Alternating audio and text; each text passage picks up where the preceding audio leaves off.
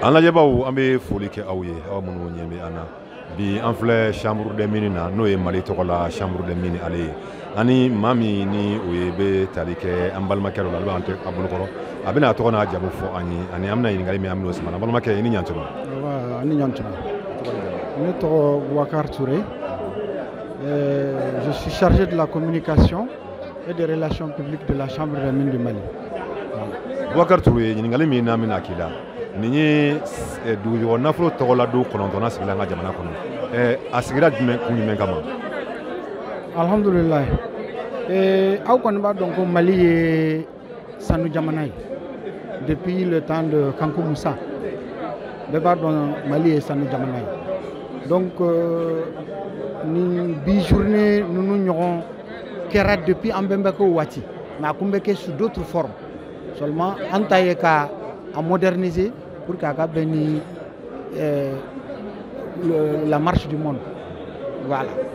Donc, on a organisé avec les différents partenaires, avec le ministère, bien entendu. Donc, nous sommes à la 9e édition. Voilà. Mais an bɛ waati min na n'i ye sanuko fɔ o ka di maliden caman ye sanu na bi est ce que Mali ka sɔrɔ da n'a ka hɛrɛba b'a la aw yɛrɛ mun ye a kɛbaaw ye aw hakilina la.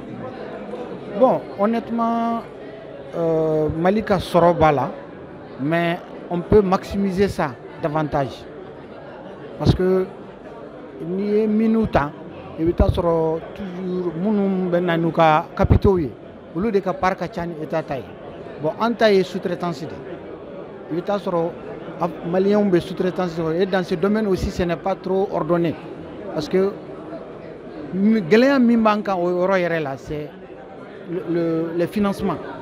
Appel d'offres, on n'a pas de banques qui peuvent garantir les opérateurs miniers maliens qui sont dans la sous-traitance.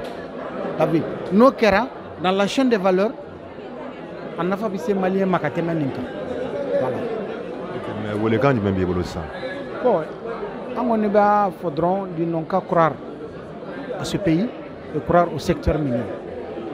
Niaye, depuis plus de 20 ans, nous sommes à 14 mines. Ni ko kerakanya. Nanga texu kerakanya. Malien bebe bo sanu nafafe. Beka nafafe soral. Il suffit seulement qu'on croit à notre pays et qu'on relise les textes en fonction de nos réalités. Pas parce que les Blancs veulent que ça soit comme ça, mais il faut que ça soit ce que les Maliens veulent. C'est la seule manière de s'en sortir. Et comme ça, on va tirer profit de long en large. Ça, c'est clair. Et je crois à ce pays. Ça va marcher. Merci bien. Même si vous avez fait parler un peu en français, tu viens ramasser ça en français rapidement. Très bien le ramasser. Très bien.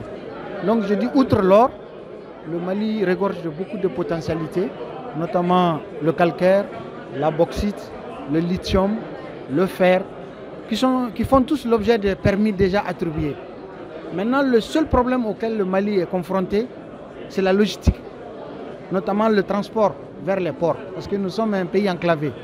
Donc, pour qui dit extraction de produits de première nécessité, pour la transformation, étant donné que nous n'avons pas d'unité de transformation sur place, on est obligé d'aller vers les pays qui en disposent. Et pour ça, il nous faut, par exemple, les chemins de fer, pour faciliter l'écoulement de matières premières, de fer, de bauxite, et ainsi de suite. Et il nous faut également, le deuxième problème auquel le Mali est confronté, c'est des métaux lourds qui ont besoin de beaucoup d'électricité. Donc notre débit en électricité ne nous permet pas aujourd'hui de faire une transformation optimale. Donc il nous faut vraiment diversifier les partenariats, diversifier les sources de revenus pour que le pays puisse se développer à travers ces mines. Voilà. En tout cas, le Mali est une très bonne destination, mais les deux problèmes auxquels nous sommes confrontés, c'est l'acheminement vers les ports afin de transformer ce que nous avons, ou la création des unités de transformation sur place. Autrement dit, l'industrialisation dans le secteur minier. Et qui nécessite quand même vraiment beaucoup d'énergie pour pouvoir le transformer au bénéfice des Maliens. Voilà. Ça veut bien, c'est un appel à lancer. Hein? L'or brille pour le Malien et ça brillera pour les Maliens, s'il plaît à Dieu. Appel à lancer. Le seul appel à lancer, c'est que nous devons aujourd'hui faire union commune.